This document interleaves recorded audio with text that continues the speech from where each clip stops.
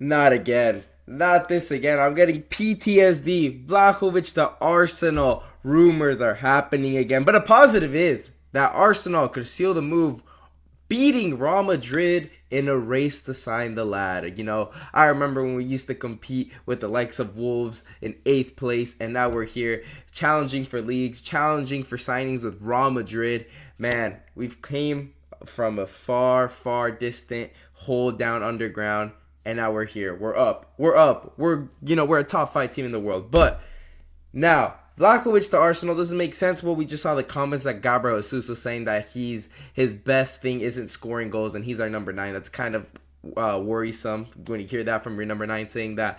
Well, the best thing I do isn't scoring goals. Well, lad, that's the main thing we want you to be doing. But all right, this is why Pep Guardiola put you on the wing. You know what I'm saying? But this would be a decent signing, I won't lie to you, but I don't believe this is the signing we need in the January transfer window. If we were to do this, I believe we should do this in the summer, but also Juventus is going to try to extend him to get a lot more money than we would buy him from now in the January transfer window instead of the summer. I believe now we could buy him for around 60 million. In the summer transfer window, they'll probably demand somewhere around 80, 90 million. But considering that, I do believe we should be strengthening the midfield. If you see the other rumors that are going on, we are going to be loaning out Fabio Vieira back to the Arsenal gulag of Olympic of Marseille, where we sent the likes of Guendouzi, Tavares, Saliba. So we're going to be sending him. It just seems like he hasn't been able to gain weight. He's a bit small for the Premier League, but I do believe that we should keep him for the rest of the year. We're going to loan him out, do it in the summer. We need options. Sometimes we lack options, and he comes in and he has done, he's came off the bench and provided a bit of electricity coming off and coming onto the pitch in the second half, and many times he has changed the game. So I don't believe we should be loaning him out. I believe he's a nice option to have, in a big game to come off the bench and change the game, which he has done. So I don't believe that we should be loaning him out, but I do believe this is a very realistic move that we will be doing. Also, we should get rid of him ASAP. Thomas Partey out of the club, lad. You're going to go to the AFCON, play every match, every minute. You're going to come back injured because it seems like you're never available anymore.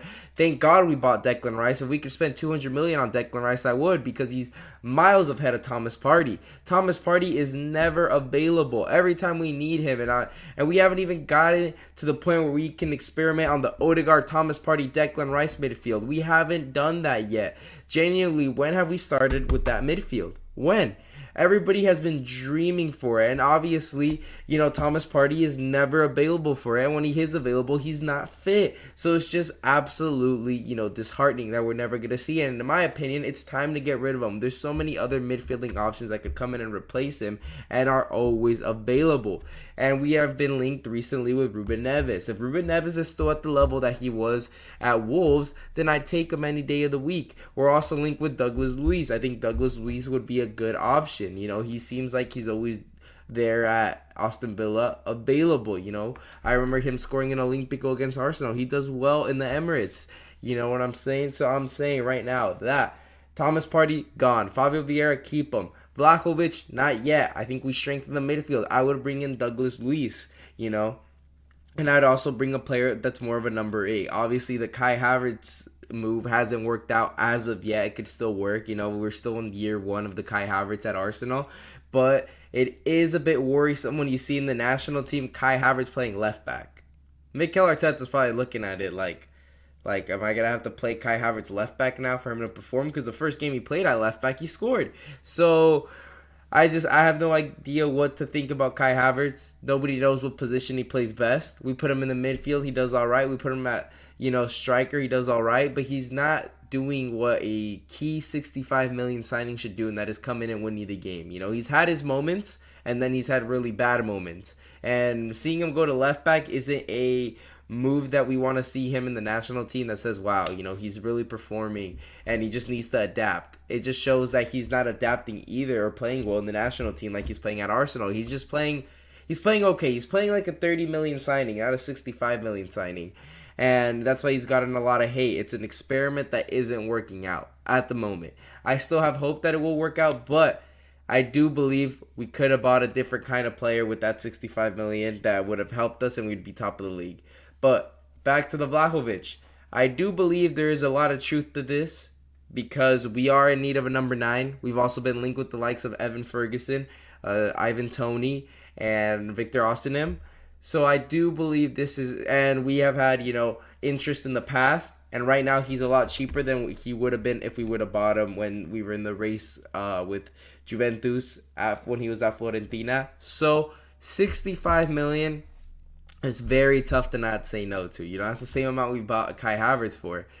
But I will say this. They are interested in Thomas Partey. If we could do Thomas Partey and some cash, I would be all in. And then we can buy a midfielder as well. But that would require us not to let go of Fabio Vieira. We also have Smith Rowe, who's a bit injured at the moment, and also linked to Newcastle.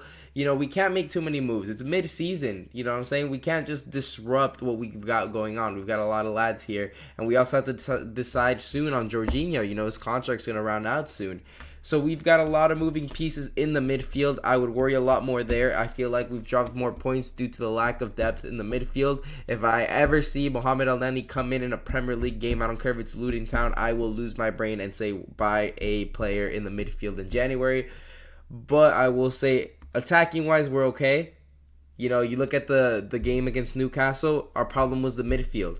We were lacking 2 of our 3 starters. Declan Rice was the only week in, week out starter in the midfield. We didn't have Odegaard. We didn't have Partey. Those are the 2. And I also believe that getting rid of Granit Xhaka was a mistake. I generally do. We are missing a player like Granit Xhaka. I believe the Granit Xhaka, Declan Rice, and Martin Odegaard midfield would be a lot better than the Jorginho, Declan Rice, and Odegaard.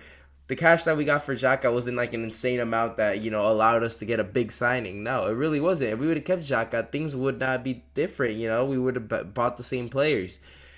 So what I think is Vlahovic would be a great signing, but it shouldn't be a priority. Midfielders come first, and obviously tell Bayern Munich to screw off about Tomiyasu. But make sure to leave a like and subscribe for more videos like this. And make sure to leave a comment down below on what you think about Vlahovic. I believe that we should prioritize the midfield. Let me know if you think we should get a number 9 ASAP.